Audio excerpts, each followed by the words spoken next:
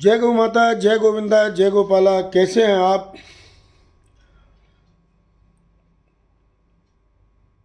मुझे पूरा विश्वास है कि आप गौमय और कृष्णमय होंगे। और कृष्णमय होने का अर्थ है आपके चेहरे पर मुस्कुराहट होगी। आप ऐसे ही हंसते मुस्कुराते रहें। और अभी हम जो हमारी गीता यात्रा है उसके चतुर्थ एपिसोड में हैं। और यहाँ हम गीता के प्रथम अध्याय के 11वें, 12वें और 13वें श्लोक की यात्रा में साथ रहेंगे। मैं ऐसा भाव करूँगा कि आप मेरे साथ में हैं। सबसे पहले हम गौ माता के चरणों में अपना ध्यान अर्पित करेंगे। सजा लो अपने गुलशन को, सजा लो अपने गुलशन को, मेरी गौ मात आई है। सजा लो अपने गुलशन को, मेरी गौ मात आई है। सजा लो अपने गुलशन को, मेरी गौ मात आई है। लगे कुटिया भी दुल्हन सी, लगे कुटिया भी दुल्हन सी, मेरी गौ मात आई है। सजा लो अपने गुलशन को, मेरी गौ मात आई है।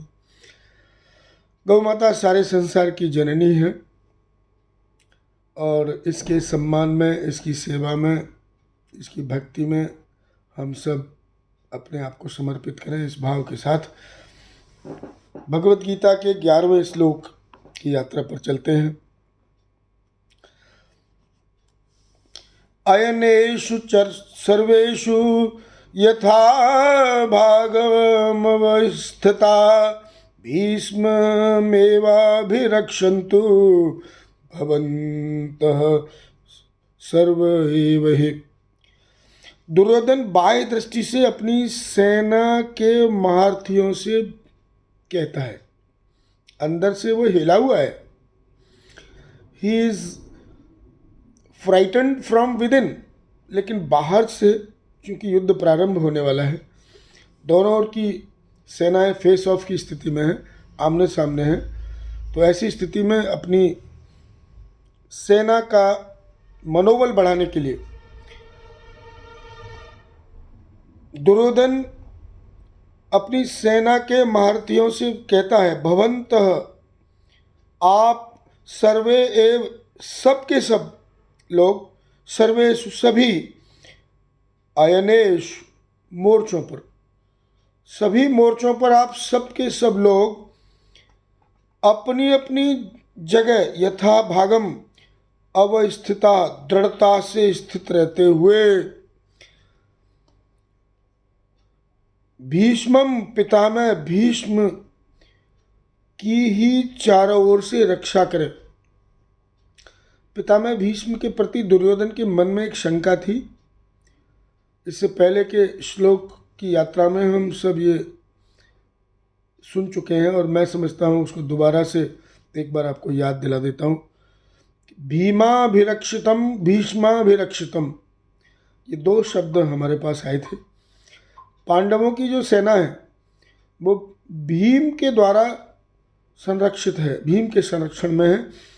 और भीम पूरी तरह से तन से, मन से, आत्मा से अपनी सेना के साथ में है।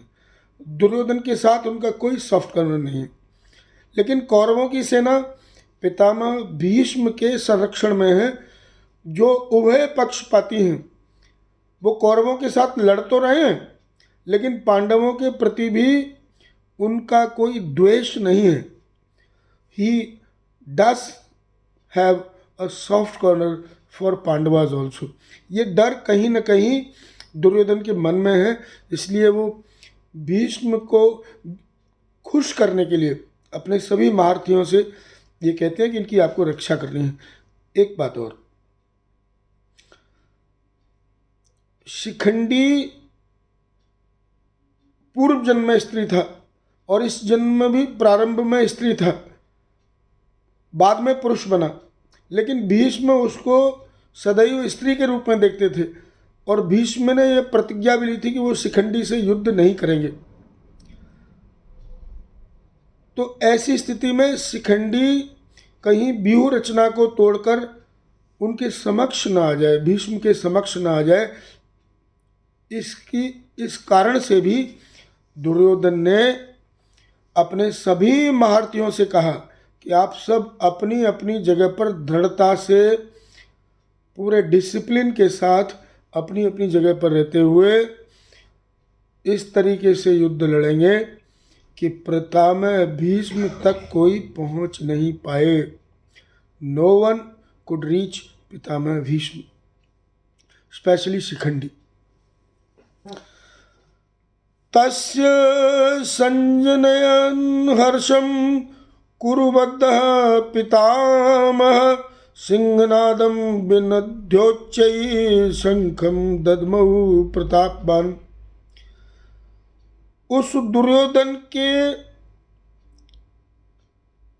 हर्ष उत्पन्न करते हुए कौरवों में वृद्ध और प्रभावशाली पितामह भीष्म ने सिंहनादम, सिंह के समान,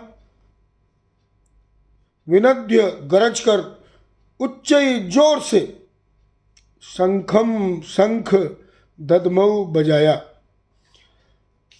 ये याद रखने वाली बात है गीता में कि पहला जो शंखनाद है युद्ध का, वो पितामह भीष्म की ओर से आया है, कौरवों की सेना की ओर से।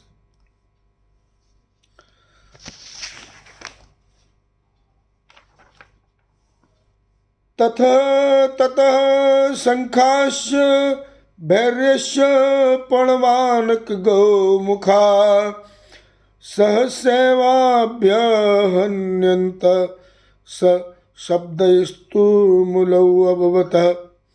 उसके बाद शंख और भेरी नगाड़े तथा ढोल, मृदंग और नरसिंगे बाजे एक साथ ही बज उठे। वह शब्द बड़ा भयंकर था। युद्ध का प्रारंभ भयंकर ही होता है, क्योंकि युद्ध के अंतस्थल में विनाश जन्म ले रहा होता है। सृजन और विनाश। सृजन का प्रारंभ सुखद और सुंदर होता है, लेकिन विनाश का प्रारंभ तो प्रभु भयंकर ही होगा। क्योंकि यहाँ जो भी वाद्य यंत्र बजते हैं वो एक दूसरे को लुभाने के लिए नहीं होते हैं, एक दूसरे को सुख देने के लिए नहीं होते हैं, एक दूसरे का मंगल करने के लिए नहीं होते हैं। ये तो एक दूसरे को डराने के लिए, भययुक्त करने के लिए भयंकर शब्द के साथ ही बजते हैं। इस प्रकार आज हम इस छोटी सी 3 श्लोक की यात्रा में कौरवों की ओर से जो संजय से धृतराष्ट्र ने पूछा था ना कि मेरे और पांडु के पुत्रों ने क्या किया, तो मेरे पुत्रों ने क्या किया उसका वर्णन संजय उनको करते हैं। दुर्योधन की पूरी मनोस्थिति, द्रोणाचार्य से उनका संवाद, पितामह भीष्म को खुश करने का प्रयास और पितामह भीष्म के द्वारा शंखनाद करके युद्ध का आह्वान करने की स्थिति, ये सारी बातें संजय धृतराष्ट्र को बताते हैं।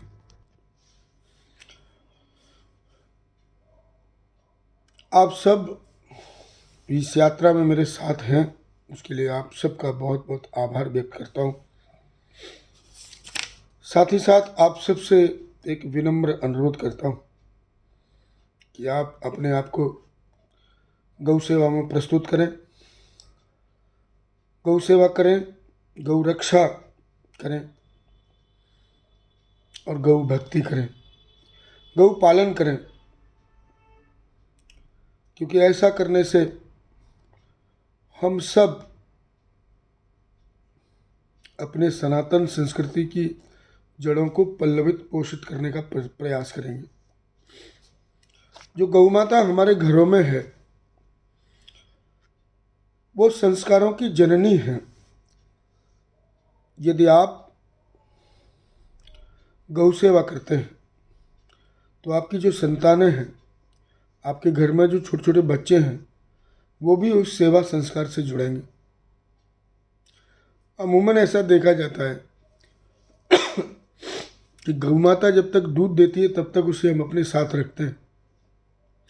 जैसे ही वो दूध देना बंद कर देती है, दो स्थितियाँ आती हैं। या तो हम पूर्व की भांति उसकी सेवा करें, तो यदि आप ऐसा करते हैं तो आपके बच्चों में ये भाव आता है, वहाँ रिश्ते हृदय से बुने जाते हैं। एक भाव आता है कि चूंकि हमने इनका दूध पिया है, इनसे हमने सेवाएं ली हैं, इसलिए यदि बाद में जब ये सेवा देने की स्थिति में नहीं है तो भी हमें इनकी सेवा करनी है। तो इस तरह की जो संतानें हैं, माता पिता के वृद्ध होने पर भी उनकी सेवा में अपने आप को प्रस्तुत करते हैं। ये संस्कार आपने बोया तो वो संस्कार का फल भी आपको मिलने वाला है। और यदि हम दूसरे विकल्प पर जाते हैं कि दूध देना बंद किया, उसके बाद गौ माता को घर से बाहर निकाल दिया, तो ऐसी स्थिति में अपने संतानों, अपने बच्चों के मन में हम एक संदेश प्रेषित करते हैं कि you just be a calculative person. आप एक लॉस और प्रॉफिट की स्थिति में हमेशा देखिए। जो चीज़ जब तक आपको कुछ देती है, प्रॉफिट देती है, फ़ायदा देती है, लाभ देती है, उसको रखिए। जैसे ही वो लाभ देना बंद कर देती है, उसको अपने साथ मत रखिए। तो the same thing is going to happen with you. बच्चे बड़े होंगे, आप बूढ़े होंगे। बच्चे काम करने की स्थिति में होंगे, आप काम करने की स्थिति में नहीं होंगे, आप कार्य करने की स्थिति में नहीं होंगे। फिर वही कैलकुलेटर दोबारा बच्चे चलाएंगे और उस कैलकुलेटर के माध्यम से वो कहेंगे कि चूँकि अब माता पिता हमारे किसी कार्य के नहीं रहे, अब ये कुछ कार्य तो करते नहीं हैं, और ऐसी स्थिति में जो भी हम इनकी सेवा में लगाएंगे वो हमारा अतिरिक्त व्यय होगा। तो प्रभु ऐसा हो सकता है कि वो आप घर में रहते हुए भी वृद्धाश्रम जैसी स्थिति में होंगे। वो आपसे कोई बात नहीं करेंगे, वो आपका हालचाल नहीं पूछेंगे, आपने भोजन किया या नहीं किया इस बात की उनको कोई चिंता नहीं होगी। कोई भी नया कार्य करने से पहले वो आपसे कोई सलाह मशवरा नहीं करेंगे, कोई परामर्श नहीं करेंगे। बुखार आया तो वो उतर गया या नहीं उतर गया उसके बारे में वो कोई जानकारी नहीं लेंगे आपसे। आपने दवा ली है कि नहीं ली है इसकी कोई जानकारी नहीं लेंगे। तो ऐसी स्थिति में आप मृतप्राय होंगे उनके लिए। कहते हैं ना, जीते जी मर जाना, तो वो उस स्थिति में हम और आप होंगे। तो इस स्थिति से बचने का एक ही उपाय है कि अपने बच्चों में सेवा का संस्कार डालें, और सेवा संस्कार के रूप में गौ माता से अच्छा कोई भी टूल हमारे पास नहीं है। तो गौ माता की सेवा करें, केवल इस दृष्टिकोण से नहीं कि यह हमें दूध देगी। दूध देती है, अच्छी बात है, उसका आशीर्वाद आपको मिल रहा है, लेकिन सबसे बड़ी बात उसको ये देखें कि एक ऐसा साधन है जिसकी मदद से हम बच्चों में सेवा का संस्कार संप्रेषित करेंगे। यदि हम ऐसा करते हैं तो निश्चित तौर पर, देखिए मैं सीधी सीधी बात आपसे कहता हूँ, जब तक इस देश में गौशालाएं रहेंगी तब तक इस देश में वृद्धाश्रम भी रहेंगे। क्योंकि हमने गौ माता जब तक हमारे लिए लाभकारी रही तब तक उसको अपने साथ रखा। वृद्ध होने पर उसकी सेवा करना बंद कर दिया, तो फिर हमारी संतानें भी जब हम वृद्ध होंगे तो हमारी सेवा नहीं करेंगे। गौ माता को आपने गौशाला भिजवाया, बच्चे आपको वृद्धाश्रम भेज देंगे। ईश्वर करे ऐसी स्थिति कभी नहीं आए। भारतवर्ष सनातन धर्म का देश है और यहाँ पर लाभ और हानि से ज़्यादा महत्व एक दूसरे के प्रति भाव रिश्ते रखते हैं। तो उनको मजबूत करने का प्रयास करेंगे हम गौ सेवा के द्वारा। जिससे न गौशालाएं होंगी न वृद्धाश्रम होंगे। हम सब मिलकर साथ रहेंगे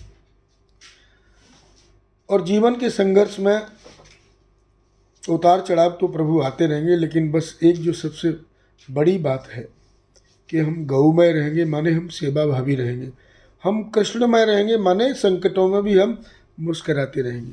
सो कीप स्माइलिंग, मुस्कराते रहिए। जय गौ माता, जय गोविंदा, जय गोपाला, जय राधा माधव।